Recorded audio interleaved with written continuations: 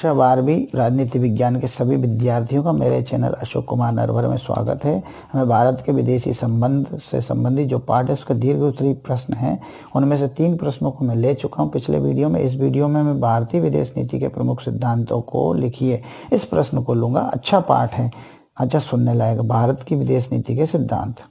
भारत की विदेश नीति के मौलिक सिद्धांत यानी मूल सिद्धांतों को निम्न प्रकार स्पष्ट किया जा सकता है जिनसे विदेश नीति का विस्तार हुआ। वो मूल तत्व क्या है, मूल सिद्धांत क्या है, मूल नियम क्या है? तटस्थता अथवा असंलग्नता। माने जब भारत आजाद हुआ उस समय दुनिया में यह संसार में यह परिस्थिति बनी हुई थी कि संसार 2 भागों में विभक्त था, 2 गुटों में विभक्त था, 2 शक्ति गुटों में विभक्त था। एक गुट था पूंजीवादी अमेरिकी गुट, दूसरा साम्यवादी सोवियत संघ का गुट। दोनों गुटों में इतनी होड़ मची हुई थी, दोनों गुटों के बीच इतना तनाव था। तो उसी समय भारत आज़ाद हुआ, स्वतंत्र हुआ, तब उसने जो है तटस्थता अथवा असंलग्नता की नीति को अपनाया और किसी भी गुट में सम्मिलित नहीं हुआ।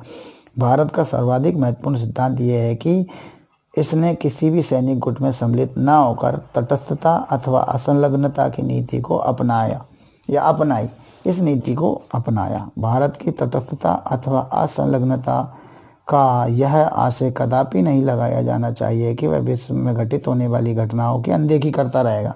ये मतलब नहीं कि वो किसी गुट में शामिल नहीं है कि तो विश्व में होने वाली घटित घटनाओं की अनदेखी करे। वह तो दुनिया से अलग निष्क्रिय बना रहेगा, नहीं रह सकता। वो इन घटनाओं पर अपनी कोई ना कोई प्रतिक्रिया जरूर देगा, लेकिन गुण दोष के आधार पर अपने राष्ट्रीय हितों को देखते हुए ही उन पर वो प्रतिक्रिया देगा। फिर है सह अस्तित्व अथवा पंचशील। विभिन्न देशों के अस्तित्व के प्रति सहनशीलता। मान सभी देशों का अस्तित्व बना रहे, इसके लिए सहनशील बना रहेगा, जिसे पंचशील का नाम भी दिया जाता है। भारतीय विदेश नीति का एक अन्य मौलिक सिद्धांत है, भारत के लिए सह अस्तित्व कोई नवीन सिद्धांत नहीं है। भारत ने सदैव से ही, प्राचीन काल से ही सहनशीलता या सह अस्तित्व के रास्ते को अपनाया है तथा यही सह अस्तित्व ही प्रमुख आधार है भारतीय विदेश नीति के सिद्धांतों का। आंतरिक मामलों में विदेशी हस्तक्षेप का विरोध। किसी भी देश के आंतरिक मामलों में विदेशी हस्तक्षेप अगर होता है तो इसका विरोध करेगा भारतीय विदेश नीति का तीसरा सिद्धांत। भारतीय विदेश नीति का यह सिद्धांत है कि वह विविध देशों के आंतरिक मामलों में विदेशी हस्तक्षेप का प्रबल विरोधी होगा या प्रबल विरोधी है। चौथा, अंतर्राष्ट्रीय सद्भाव, सहयोग एवं मित्रता। भारत की विदेश नीति का एक प्रमुख सिद्धांत विश्व के विविध देशों के साथ सद्भाव बना रहे, सहयोग बना रहे, मित्रता के संबंध स्थापित हों, सहयोग स्थापित हो, सद्भाव स्थापित हो, यही स्थापित करना यह काम है। भारत ने आज़ादी की सांस लेते ही विश्व के सभी देशों के लिए मित्रता का हाथ बढ़ाया, जो सभी देशों ने स्वीकार किया। साम्राज्यवाद, उपनिवेशवाद एवं रंग भेद परख असमानता का विरोध। भारतीय विदेश नीति का एक अन्य सिद्धांत है कि किसी भी रूप में साम्राज्यवाद नहीं होना चाहिए, उसका विरोध करना, उपनिवेशवाद का विरोध करना तथा रंग भेद का विरोध करना भी इस विदेश नीति का प्रमुख सिद्धांत है। अपनी इस नीति के अंतर्गत भारत ने अपनी इस नीति के अंतर्गत उसने फ्रांस एवं इंग्लैंड द्वारा दक्षिण पूर्व एशिया के जो स्वतंत्रता आंदोलन को दबाने का प्रयास का विरोध किया। मतलब उनको इंग्लैंड और फ्रांस ने दबाने की कोशिश की दक्षिण पूर्वी एशिया के देशों के, तो उन प्रयासों का विरोध किया भारत ने। इसी तरह भारत ने अफ्रीकी देशों द्वारा किए गए स्वतंत्रता आंदोलनों का समर्थन भी किया। जो अफ्रीकी देशों ने स्वतंत्रता आंदोलन किए ना, उनका समर्थन भारत ने किया तथा दक्षिण अफ्रीका की रंग भेद नीति का भी विरोध किया। फिर आता है विश्व शांति को प्रोत्साहन। भारतीय विदेश नीति का एक प्रमुख सिद्धांत विश्व शांति को प्रोत्साहन देना भी है। मैंने विश्व में शांति बनी रहे, इसको बढ़ावा देना भी ये भारतीय विदेश नीति का प्रमुख सिद्धांत या नियम है। इस नीति के अंतर्गत वह इस बात के लिए हमेशा प्रयासरत रहता है कि वह हमेशा इस बात का प्रयास करता रहता है कि दुनिया के विभिन्न देशों के बीच ऐसी परिस्थितियां उत्पन्न ही ना होने पाए जिससे विश्व में अशांति का वातावरण निर्मित हो। वो यही चाहता है कि इनके देशों के बीच कोई भी अशांति वाली परिस्थितियां उत्पन्न ही ना हो। शस्त्रीकरण का विरोध तथा निशस्त्रीकरण का समर्थन। विश्व शांति का प्रबल समर्थक होने के कारण भारत की विदेश नीति शस्त्रीकरण किए जाने का विरोध करती है तथा निशस्त्रीकरण किए जाने का समर्थन करती है। ये इस विदेशी नीति के 7 प्रमुख सिद्धांत हैं। अगला जो प्रश्न है, पंचशील सिद्धांत पर एक टिप्पणी लिखिए। पंचशील के सिद्धांत बात करते हैं इनकी। अब हम पंचशील सिद्धांत का प्रतिपादन तिब्बत के संदर्भ में भारत चीन के बीच हुए एक समझौते में 29 अप्रैल 1954 को किया गया था। मतलब ये पंचशील सिद्धांतों का प्रतिपादन तिब्बत के संदर्भ में भारत चीन के बीच एक समझौता हुआ जो 29 अप्रैल 1954 को हुआ। ध्यान रखिएगा ये तारीख। पंचशील सिद्धांत जो प्रतिपादित किया हुआ 29 अप्रैल 1954 को एक समझौता हुआ। वो किस संदर्भ में, किस विषय में हुआ? तिब्बत के संदर्भ में, और भारत चीन के बीच हुआ। 28 जून 1954 को तत्कालीन भारतीय प्रधानमंत्री पंडित जवाहरलाल नेहरू तथा चीनी प्रधानमंत्री चाउ एन लाई ने पंचशील सिद्धांतों में मतलब में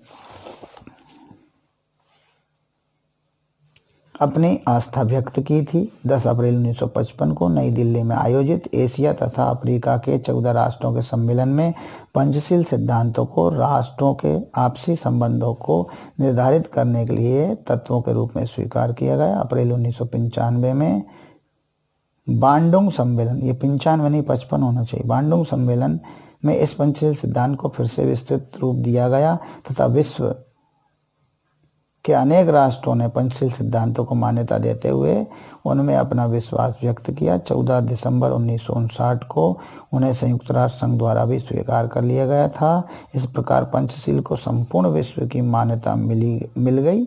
आगे, पंचशील भारतीय विदेश नीति का एक महत्वपूर्ण सिद्धांत है। इसकी 5 मान्यताएं निम्न प्रकार है। प्रत्येक राष्ट्र, पहली मान्यता, प्रत्येक राष्ट्र, हर एक राष्ट्र एक दूसरे की प्रादेशिक अखंडता तथा संप्रभुता या प्रभु सत्ता का आदर करेगा या सर्वोच्च सत्ता का आदर करेगा। कोई भी राष्ट्र किसी अन्य राष्ट्र पर आक्रमण ना करे, कोई भी देश दूसरे पर आक्रमण ना करे, इसको अनाक्रमण कहते हैं। एक राष्ट्र एक दूसरे के आंतरिक मामलों में हस्तक्षेप नहीं करेंगे। कोई भी राष्ट्र इनके आपसी आंतरिक मामलों में हस्तक्षेप न करे। प्रत्येक राष्ट्र दूसरे राष्ट्र के साथ समता तथा पारस्परिक हितों के आधार पर पारस्परिक संबंध स्थापित करे। प्रत्येक राष्ट्र दूसरे राष्ट्र के अस्तित्व का आदर करते हुए शांतिपूर्ण सह अस्तित्व की नीति पर चले। ये पंचशील सिद्धांत है। एक और प्रश्न बचा है। एक और प्रश्न है, भारत द्वारा गुटनिरपेक्षता की नीति अपनाए जाने के कारण लिखिए।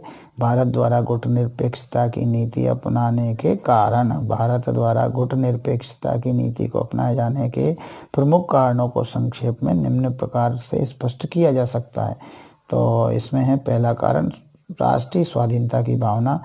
भारत यह भली भांति समझता था कि किसी शक्तिशाली गुट में मिल जाने से, माने भारत जब आज़ाद हुआ तो अच्छी प्रकार से समझता था कि किसी भी शक्तिशाली गुट में शामिल हो जाने से उसका जो पिछलग्गूपन है वो फिर से चालू हो जाएगा, जो कि अंग्रेजों के साथ में था।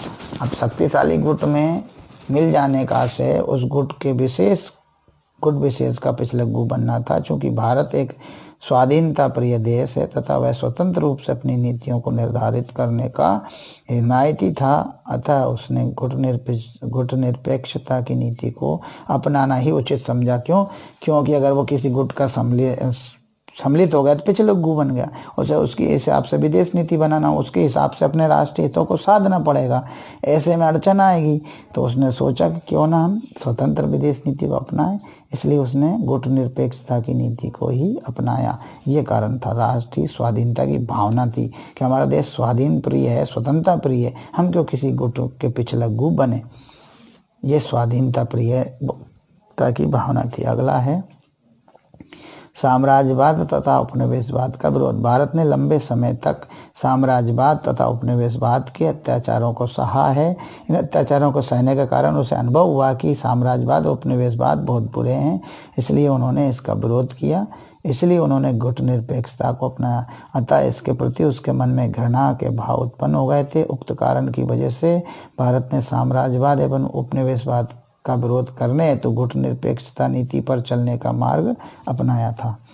तीसरा है, शांति हेतु तीव्र इच्छा। चूँकि भारत को काफ़ी लंबे संघर्ष के बाद आज़ादी प्राप्त हुई थी, अतः उसकी सोच थी कि भविष्य में उसे शांति का जीवन व्यतीत करने का अवसर मिले। तत्कालीन परिस्थितियों में किसी भी गुट में सम्मिलित होने का से उसके खेमे के देशों के साथ युद्ध में सम्मिलित होना था। मतलब अगर किसी भी खेमे के गुट में शामिल हो जाएंगे तो उसके युद्ध में सम्मिलित होना जैसा माना जाएगा। इसलिए हमें चाहिए शांति। हम बहुत दिन अशांत रह चुके हैं, लंबे संघर्षों के बाद आज़ादी मिली है, हमने बहुत कुछ सहा है, अशांति बहुत देखी है, बहुत युद्ध झेले हैं, बहुत मारकाट और हताहतों की संख्या देखी। इसलिए हम कभी भी किसी गुट में शामिल नहीं होना, किसी युद्ध में सम्मिलित होना चाहते हैं। अतः इस परिस्थिति से बचने हेतु भारत ने गुट निरपेक्षता की नीति को अपनाना उचित समझा और नीति को अपना लिया। आर्थिक विकास की जरूरत।